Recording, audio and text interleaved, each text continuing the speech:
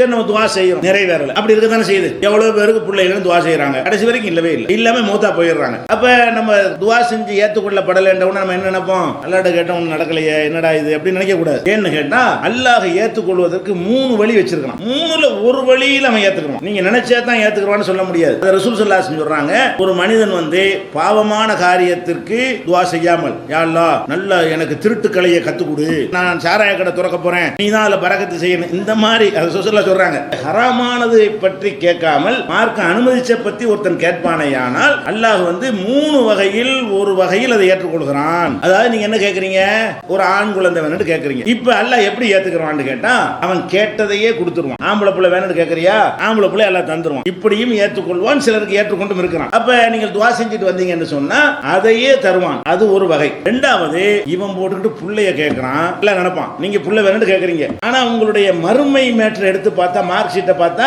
நீங்க கோழி முட்டையா இருக்கிறீங்க. அப்ப அல்லாஹ் என்ன நினைப்பான்னு கேட்டா, இவன் இதை போய் கேட்கறானே, இதை கொடுத்து அங்க நரகத்துல போடுறதை விட இதை கேட்டான்ல, இதுக்கு பதிலா அங்க மார்க் அதிகமாக்கிடுவோமே அப்படின்னு சொல்லிட்டு நீங்க கேட்ட துவா விட்டுட்டு அதை விட சிறந்த ஒன்றை மறுமையில் என்ன செய்வான், அல்லாஹ் சிறந்த ஒன்றை உங்களுக்கு தேர்ந்தெடுத்து தந்துருவான். கேட்டதை கொடுக்காட்டாலும் அதை விட நல்லதை கொடுத்துருக்கா இல்லையா. அப்ப நீங்க கேட்டு கிடைக்கலன்னா நீங்க என்ன விளங்கிறனே, அங்க நம்முடைய விஷயம் கன்ஃபார்ம் ஆயிருக்குது, அதனால இதை விட்டு அதை தர்றேன் அப்படி சில பேருக்கு செய்வான். வீணா போக மாட்டா துவா வீணா போகாது. கேட்ட பையன் தராட்டி இதுக்கு கேட்கணும் அப்படின்னு நினைக்க கூடாது. கேட்டதையும் தருவான், இல்ல என்ன செய்வான், மறுமைக்கான சேமிப்பாக அதை ஆக்கி விடுவான். அல்லது என்ன செய்வான் கேட்டால, நீங்க ஒண்ணு கேட்கிறீல்ல, நம்ம எதிர்காலம்னா நம்ம அறிந்தவர்கள் இல்ல. அப்ப நம்ம என்ன எல்லாம் செய்வான்னு கேட்டா, உங்களுக்கு நாளைக்கு வரக்கூடிய ஒரு கேடு ஒண்ணு இருக்கும், அது உங்களுக்கு தெரியாது. நாளைக்கு உங்களுக்கு கேன்சர் செத்து போயிருவீங்க அல்ல ஒரு செட்டிங் வச்சிருக்கான்னு வைங்க. நீங்க என்ன சரி அல்ல புள்ளையை தான் கேட்கறீங்க. இப்ப புள்ள வர்றது முக்கியமா, உனக்கு கேன்சர் வராம இருக்கிறது முக்கியமா, அது நமக்கு விளங்காம என்ன செய்யணும், அல்ல புள்ளையை தான் அல்ல என்ன செய்யறான், கிறுக்கு பையில வேற ஒரு மேட்ரு உனக்கு இருக்குது, அது விளங்காம புள்ள வந்து கேட்டுட்டு இருக்கிற, நீ இதை கேட்டீல